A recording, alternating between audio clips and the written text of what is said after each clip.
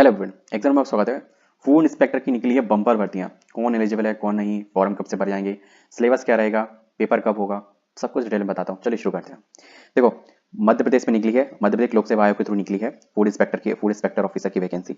Sorry, food safety officer की। अगर food inspector की मैं बोलता हूँ, फूड सेफ्टी ऑफिसर है ना, by mistake. Food safety officer की वैकेंसी। और बात करते हैं इसमें जो इसके जो वैसे तो विज्ञापन वगैरह था, लेकिन ऑफिशियल जो आपके फॉर्म भरने की लास्ट डेट है वो आपकी 27 अप्रैल है, मैं आपको बता दूं। ठीक है, एप्लीकेशन स्टार्ट हो चुके हैं। ठीक, 27 अप्रैल लास्ट डेट है, तो इस चीज़ का वो भी रात के 12 बजे है ना। फूड सेफ्टी ऑफिसर के इसमें जो आपकी एज है, एज की बात करें तो एज आपकी 1 जनवरी 2025 से आपकी कैलकुलेट की जाएगी, वो भी 10th की मार्कशीट में जो लिखी होगी उसके अकॉर्डिंग, तो ये चीज़ ध्यान रखना। बात करते हैं इसमें शुल्क संबंधी, तो वो आपका ऑनलाइन पेमेंट, ई चालान वगैरह जो भी प्रोसेस है वो सब चीज़ इसमें अप्लाई होगा, तो आप कर सकते हैं उसके थ्रू भी, है ना। बात करते हैं इसमें अगर त्रुटि वगैरह होगी, सुधार होगी, तो उसको 29 अप्रैल को 1 अप्रैल से लेकर 29 अप्रैल तक ऑनलाइन किया जाएगा।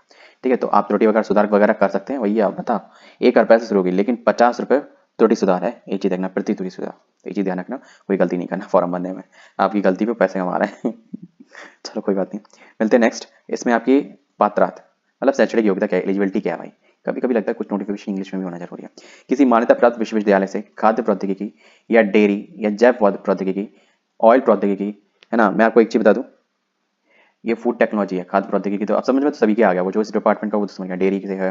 ठीक है, अगर आपने इससे बैचलर्स कर रखी है, चाहे मास्टर्स कर रखी हो, कृषि विज्ञान, पशु चिकित्सा विज्ञान, जैव रसायन विज्ञान, सूक्ष्म विज्ञान, रसायन विज्ञान मतलब केमिस्ट्री, या मेडिसिन में स्नातक या स्नातकोत्तर, ठीक है, इन दोनों में से कुछ भी कर रखा है, या डॉक्टरेट मतलब पीएचडी कर रखी है, क्योंकि उपाधि है, या केंद्र सरकार के पूर्व अनुमोदन से खाद्य प्राधिकरण द्वारा अधिसूचित कोई अन्य समतुल्य मान्यता प्राप्त है, मतलब केंद्र सरकार, मतलब अगर ये देख सकते हैं, अगर फूड जो फूड सेफ्टी ऑफिसर होता है, तो उसकी जो एलिजिबिलिटी है वो अगर जो केंद्र सरकार के अकॉर्डिंग जो है, वो भी यहाँ पे अगर जो होती है चेंजमेंट होती है, वो यहाँ पे है एलिजिबल। जैसे कि यहाँ पे लिखा है, केंद्र सरकार के पुनर्नुमोदन से भारतीय खाद्य सुरक्षा एवं मानक प्राधिकरण खाद्य सुरक्षा मानक अधिनियम 2006, तो उसके अकॉर्डिंग है कि अधीन निम्नवत नियमों का पालन करने हेतु खाद्य सुरक्षा अधिकारी के मान्य पाठ्यक्रम की जानकारी। अब जैसे कि यहाँ पे एक चीज और डिटेल में लिखी है, वो आप देख लें। किसी मान्यता प्राप्त विश्वविद्यालय से अथवा संस्थान से निम्नलिखित अध्ययन के विषय में स्नातकोत्तर, स्नातक या स्नातकोत्तर या डॉक्टरेट की उपाधि, तो आप यहाँ देख सकते हैं खाद्य तकनीकी और कृषि विज्ञान के विषय के अंतर्गत ये सारे दिए गए। इसमें से आपके पास चाहे कुछ भी हो, that is you eligible for the examination. बाकी और मैंने शॉर्ट में तो ये आपको बता ही दिया है। ठीक है, तो यहाँ पे आपकी एलिजिबिलिटी का मैटर खत्म होता है, क्लियर कट हो गया। ठीक है, कोई डाउट हो तो कमेंट बॉक्स में पूछ लेना।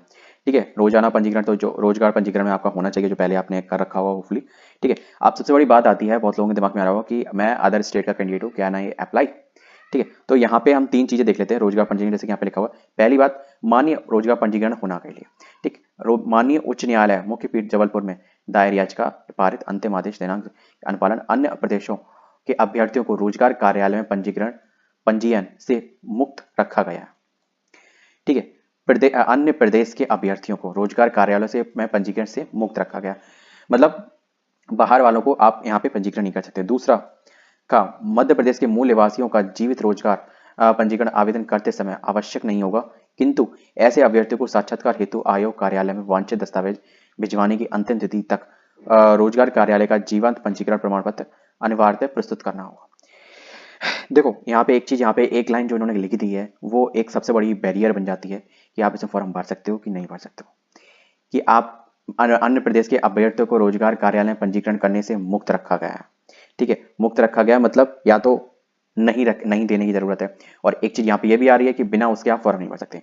अब आगे चल के देखते हैं, बट पहले जो फॉर्म निकले थे एमपी में, तो उसमें इस चीज का बैरियर था। ठीक है, बहुत से लोगों ने अपना नियर एड्रेस दिखा के, या फिर जो भी अपने स्टेट के पास की कोई सिटी को नियर एड्रेस, या हम रह रहे हैं, ये चीज दिखा के फॉर्म भरा है ना, रोजगार पंजीकरण किया है। ठीक है, तब फॉर्म भरा है, तो वो सीन है। ठीक है, अब वो आगे चल के देखते हैं, क्योंकि फॉर्म भरने का प्रोसेस तो सेम ही है। मध्य प्रदेश शासन की सेवा में कार्यरत शासकीय निगम मंडल, उपक्रम आयोग एंड बोर्ड विश्वविद्यालय स्वशासी संस्था के कर्मचारी तथा नगर सैनिक अभ्यर्थियों को विभाग कार्यालय द्वारा जारी अनापत्ति प्रमाण पत्र को मान्य किया जाएगा, और उपरोक्त अनुसार अनापत्ति प्रमाण पत्र, ठीक है, प्रमाण पत्र प्रस्तुत करने पर रोजगार पंजीयन से छूट मिलेगी। तो ये चीज है, अगर आपको मतलब रोजगार पंजीयन से छूट चाहिए तो। अब नेक्स्ट पॉइंट आपका जो क्लियर होता है, प्रकाशित विज्ञापन में विज्ञप्ति पदों हेतु जो शैक्षणिक अर्हता, वांछनीय अर्हता और विज्ञप्ति रिक्तियों का आरक्षण, वर्गीकरण आदि का उल्लेख किया गया है, वह विभाग के द्वारा मंग पत्र में के आधार पर प्रकाशित किया गया है, इसमें आयोग की कोई भूमिका नहीं है। अतः अभ्यर्थी को निर्देशित किया जाता है कि उक्त संबंध में आयोग में प्राप्त शिकायतों को स्वीकार नहीं किया जाएगा। उक्त संबंध में शिकायतकर्ता अभ्यर्थी सीधे उस विभाग को अपनी शिकायत प्रेषित कर सकते हैं। कहने का मतलब ये है, जो आयोग है उसको नहीं पता है, जिस विभाग से वैकेंसी आई है उसने कहा है कि इस पोस्ट के लिए हम ये एलिजिबिलिटी मांगते हैं, ठीक है। तो कोई भी अगर नोटिफिकेशन हो, एप्लीकेशन हो, आप हमें ना भेजें, हम कोई एलिजिबल नहीं है इसलिए, है ना। आपको जो दिक्कत हो आप सीधे उस विभाग को भेजें जिस विभाग से ये पोस्ट है, ठीक है। सटीक और हिंदी या सरल भाषा में अगर आपको अच्छी लगी हो तो कमेंट बॉक्स में कहना, इस तरीके का अगर एक्सप्लेनेशन अच्छा लगता हो। परीक्षा केंद्र और प्रवेश पत्र के बारे में यहाँ पे आपकी डिटेल दी गई है। ओएमआर शीट आधारित आपका पेपर होगा, ये चीज दिमाग में रख लेना, ठीक है। इंदौर, भोपाल, जबलपुर, ग्वालियर, ठीक है, स्थित आपके परीक्षा केंद्र होंगे। दूसरी बात बोल दूं, ये कोई जरूरी नहीं है इन चारों में से कोई डेट हो। मैं एक एग्जाम देने गया था, मेरा पेपर पड़ा था सागर में, सच बता रहा हूँ, रिटायरिंग रूम ही नहीं है वहाँ। कैसे है मैं जानता हूँ, बहुत बेकार थे यार। अब बेटर हो गए तो that is to be okay, पर जब मैं गया था बिल्कुल नहीं अच्छे थे। आयोग द्वारा भर्ती विज्ञापन में ऑनलाइन आवेदन आमंत्रण के समय अभ्यर्थी को परीक्षा केंद्र पर आवंटित शहर एवं के आधार पर उपलब्ध के आधार पर आवंटित किया जाएगा और अभ्यर्थी द्वारा एक बार अग्रत उपरांत परीक्षा शहर प्रबंधित में कोई प्रस्तुति कोई सिखा नहीं गया। अरे यार वो चेंज वेंज वगैरह कुछ नहीं हो सकते, बाकी सब कोई लंजड़ नहीं है, बेफालतू की बात है बाकी सब, ठीक है। परीक्षा नियम वगैरह जो होंगे वो जब एग्जाम होगा तब अपन बात कर लेंगे, अभी कोई इनकी बात करने की जरूरत नहीं। एलिजिबिलिटी हो गई, फीस की मैंने बात करी आपसे, फीस की बात नहीं करी होगी, रुक देख लेता हूँ। चलो वैकेंसी की बात कर लेते हैं भाई, वैकेंसी की तो बात मैंने करी ही नहीं टोटल। देखो अब आप देख सकते हो टोटल आपको वैकेंसी यहाँ पे कितनी शो हो रही है, ठीक है। 120, 106 क्या लिखा है, टोटल आपकी वैकेंसी भाई 120 है, ठीक है। यहाँ पे मुख्य भाग 87% है, वो 106 वैकेंसी है यहाँ पे लिखा हुआ है। और प्रवर्तिक विभाग जो 13% है वो 14 वैकेंसी, वो चीज यहाँ लिखी हुई है, that is to be okay, ठीक है। काल्पनिक, ये काल्पनिक काल्पनिक क्या आ रहा है ये तो नहीं समझ में आ रहा, पर आप ये एज्यूम करके चल सकते हैं, हाँ ये आपकी वैकेंसी पर ऑलमोस्ट आपकी 106 मान के कंफर्म चल सकते हैं, ठीक है। तो ये आपको चीज लिखा है रिक्तों की संख्या, रिक्त में मध्य प्रदेश के मूल निवासियों और निवासी महिलाओं और अभ्यर्थियों हेतु आरक्षित सीट। तो ये जो है ना इतना अमाउंट, ये स्पेशली एमपी के कैंडिडेट ही ले पाएंगे, अपन इसमें कुछ नहीं कर सकते, ठीक है। मैं आउट ऑफ एमपी का हूँ तो इसलिए मैं इस तरीके से बात कर रहा हूँ। मध्य प्रदेश के मूल निवासी और भूतपूर्व सैनिक हेतु ये सेक्शन डिवाइड किया गया है, ठीक। रिक्तियों में से मध्य प्रदेश के मूल निवासी और दिव्यांग हेतु आरक्षित पदों की संख्या, उनके लिए ये सेक्शन डिवाइड किया भाई सब कुछ डिवाइड हो गया, आपके लिए बता गया उपरोक्त पदों में अनुसूचित जनजाति के 7 पद एवं अन्य पिछड़ा वर्ग के 10 पद बैकलॉग में। तो ये जो सीन है तो बैकलॉग वाले बैकलॉग के हैं, तो that is to be okay to be add in, है ना, करंट। बात करते हैं इसमें जो श्रेणी क्या होगी आपकी, थर्ड एग्जीक्यूटिव की रहेगी।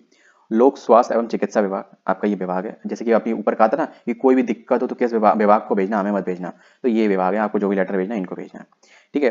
पद स्त्री स्थायी मतलब परमानेंट पोस्ट है, बहुत से लोगों को डाउट हो रहा था, परमानेंट पोस्ट है, ठीक। आपका पे ग्रेड क्या लिखा है, 36,200 से लेके 1,14,800 तथा राज्य शासन द्वारा समय समय पर प्रसारित आदेशों के अनुसार महंगाई भत्ता एवं अन्य भत्ते ऐड किए जाएंगे। तो जो भी आपकी टीए डीए जो भी अलाउंसेस वगैरह होते हैं वो सब इसमें ऐड किए जाएंगे। ये जस्ट टू बी बेसिक पे इतनी आपकी सैलरी नहीं होगी, आपकी सैलरी मिनिमम 60 प्लस पहुंचेगी जाके फर्स्ट इन हैंड, 60 से 70 के आसपास, ठीक है। ये चीज दिमाग में रखना। कर्तव्य खाद्य सुरक्षा एवं मानक अधिनियम 2006 नियम 2011 वर्णित कर्तव्यों एवं निर्वहन करना, ठीक। पद का नाम फूड सेफ्टी ऑफिसर, ठीक। अर्हता यहाँ पे मैंने लिख दी है, फिर भी लिखा है किसी मान्यता प्राप्त विद्यालय से खाद्य प्रौद्योगिकी मतलब फूड टेक्नोलॉजी, डेयरी, जैव प्रौद्योगिकी, तेल प्रौद्योगिकी, कृषि विज्ञान, पशु चिकित्सा विज्ञान, ठीक है। मतलब ये वेटनरी वाले होते हैं ना डॉक्टर, वो इसमें अलाउ है, ठीक है भाई वो भी अलाउ है, हमारे हमने कौन सा गुनाह कर रखा है, हमें भी अलाउ कर देते यार, ठीक है। हमें उसके लिए सोचना पड़ रहा है, लड़ाई लड़नी पड़ रही है कि हमारे सब्जेक्ट हैं इसमें तो हम क्यों नहीं इसमें एलिजिबल है, ठीक है। सूक्ष्म विज्ञान, रसायन विज्ञान, ठीक है। तो बीएससी से जिसने केमिस्ट्री है जिसके पास वो इसमें भर सकता है, ये कोई नहीं बताएगा आपको, ये हम ही बता सकते हैं। मेडिसन मतलब एमबीबीएस, ठीक है। बहुत से लोग मेडिसिन स्नातक में और जो फार्मेसी स्नातक में थोड़ा सा कंफ्यूजन हो जाते हैं। Pharmacy to be different and medicine को जो इंटरप्रेट किया जाता है वो एमबीबीएस से किया जाता है और फार्मेसी तो बी फार्मा है ना। स्नातकोत्तर या फिर डॉक्टरेट, इसमें से आपके पास मतलब graduation, post graduation and doctorate PhD कुछ भी हो आपका होगा। और केंद्र सरकार द्वारा पूर्व अनुमोदित से केंद्र खाद्य प्राधिकरण द्वारा अधिसूचित कोई अन्य समूलते मान्यता प्राप्त आ रहा था। तो जो भी आपकी एलिजिबिलिटी हो according to central government food safety officer की, तो आप इसमें भर सकते हो, है ना। तो जो भी नोटिफिकेशन के निकलने से पहले आ चुकी हो कि फूड सेफ्टी ऑफिसर के लिए भाई ये एलिजिबिलिटी होती है, तो वो सब भर सकते हो। ये जो लास्ट लाइन है ये सब कुछ शॉर्टकट कर देती है इन्होंने मतलब जैसे पल्ला झाड़ दिया, जैसे कोई चीज अगर अपडेट ना हो तो कोई आ जाए तो नॉट्स टू बी ओके। और ये मुझे सही लगी कि भाई जो आप मान रहे हो ठीक है ओके, कोर्ट केस का थोड़ा झंझट खत्म होगा इससे। बात करते हैं केंद्र सरकार से पूर्ण उद्देश्य से सैचुरेट कराता है, मैं थोड़ा चेंजमेंट है वो देख लेते हैं कि भारतीय खाद्य सुरक्षा मानक प्राधिकरण में 2006-34 के अधीन निम्नलिखित नियमों के माध्यम से पालन किया जाएगा। अरे यार ये तो फिर से वही आ गया, यही सारे वो हैं रोज का पंजीकरण वगैरह ये चीज़ होना चाहिए, ये चीज़ मैटर है। एज आपकी 21 से 40, 1/1/25 से आपकी एज कैलकुलेट की जाएगी। ठीक है, बाकी और क्या है, ठीक है, अंतिम तिथि मैंने आपको बताई दी 27 तारीख है ना। और जाके जो भी SC ST OBC EW जो भी चीज़ होंगी वो आपकी स्टेट वाले इसमें अलाउ होंगे। ठीक है, बट आपने इसमें देखा एक चीज एलिजिबिलिटी वो सेंट्रल गवर्नमेंट वाली, तो वो चीज़ आती है हमारे को, तो वो एलिजिबिलिटी उन्होंने सेंट्रल गवर्नमेंट में डाल दी है, तो that is to be too much हो गई। फीस जो आपकी इसमें होगी वो नॉन रिफंडेबल होगी, तो ये चीज़ ध्यान रखना, 40 रुपये पोस्टल शुल्क। ठीक है, और प्रति प्रश्न आपत्ति अगर कोई होती है तो आपको 100 रुपये देने पड़ेंगे। तो ये चीज़ें अलग है, ये मैंने आपकी एप्लीकेशन फीस नहीं बता रहा हूँ इसमें। ये चीज़ आपकी डेट्स तो मैंने आपको क्लियर कर ही दी है। ठीक है, यथा समय घोषित किया जाएगा, मतलब जो भी आपका एग्जामिनेशन डेट वगैरह जो होगी वो भी क्लियर कट नहीं है। हाँ, अब देख लो, मैं आपको एज का जो रिलैक्सेशन बता रहा था वैसे तो स्टेट वाइज ही होना चाहिए। ठीक है, फिर भी मध्य प्रदेश शासन, हाँ भाई ये भी क्लियर हो गया। बस आपका जो भी MP के थ्रू जो भी एज रिलैक्सेशन का मैटर होगा वही सारे देखो, वो EWS वाले परेशान ना हो, आपका भी यहाँ पे कच्चा चिट्टा लिखा हुआ है कच्चा चिट्टा है ना। ऐसा था ना, EWS एंड OBC की दिक्कतें होती हैं बस, जैसे नहीं होता है पर्सनल प्रॉब्लम लाइक अभ्यर्थी की समस्त शैक्षणिक कराया था ऑनलाइन आवेदन में 27 तारीख ठीक है, और के जो भी आपकी एलिजिबिलिटी वगैरह सब इसी के अकॉर्डिंग होनी चाहिए, 27/4/2025। तो वीडियो को यहीं समाप्त करने का मैं विचार करूँ, क्योंकि और तो मुझे कुछ यहाँ पे दिख नहीं रहा है। ठीक है, बाकी और कुछ भी हो आप कमेंट बॉक्स में पूछ सकते हो मुझसे। ठीक है, यहाँ पे दस्तावेज का नाम, ये सारी चीज़ आपको चेकलिस्ट बना के भेजनी पड़ेगी। वाह, ये अच्छा है। वैसे ऑफलाइन तो है नहीं सिस्टम, परमिट का प्रोसेस सारा ऑनलाइन ही है। त्रुटि सुधार के लिए 50 रुपये, हाँ मैं यही चीज़ देख रहा था, ये चीज़ बहुत एंड में दी गई यार। थोड़ा इसके बाद परेशान हो, आप लोगों का टाइम वेस्ट इतना नहीं मारेगा। ठीक है, मध्य प्रदेश के जो भी हो, EWS हो चाहे OBC हो चाहे SC हो चाहे ST हो PW जो भी हो, सारे रिजर्व 250 रुपये सब कुछ है ना। EWS वगैरह सब, EWS एंड OBC परेशान होते हैं ना, वो भी आपको भी 250 केवल देना है। शेष सभी श्रेणी एवं मध्य प्रदेश के बाहर के निवासी अभ्यर्थी उनको 500 देने पड़ेंगे, मतलब अनरिजर्व के लिए, और जो भी आउटर स्टेट कैंडिडेट आएंगे तो उनको। तो अब आप समझ गए होंगे आप एलिजिबल हैं। ठीक, पर लॉगिन करेंगे ना तब पता चलेगा आयोग को प्राप्त शुल्क केवल विज्ञापन निरस्त होने की स्थिति में ऑनलाइन पद्धति से अभ्यर्थी के खाते में वापस किया जाएगा। अगर विज्ञापन कैंसिल होता है तो आपको पेमेंट रिवर्स होगा। वैसे अभी मेरा एक एग्जाम का जो विज्ञापन है वो निरस्त हो चुका है, उसके पेमेंट के आसार अभी दिख नहीं रहे हैं। नोटिस तो आ गया कि आएगा आएगा आएगा, ठीक है, कब आएगा भगवान जाने। जब आ जाएगा तब मैं आपको बता दूंगा। KSSI की बात कर रहा हूँ मैं। बाकी बाकी तो और कुछ है नहीं है, कुछ है नहीं है। अब मिलते हैं नेक्स्ट वीडियो में किसी और के साथ। जय हिंद। वीडियो को लाइक चैनल सब्सक्राइब करना, बाकी राम कथा करने की कोई जरूरत नहीं है, जो भी चीज़ है वो आपके एग्जाम से पहले आपको करना पड़ेगा। ठीक है, सारे इंस्ट्रक्शंस आपके हैं। जय हिंद।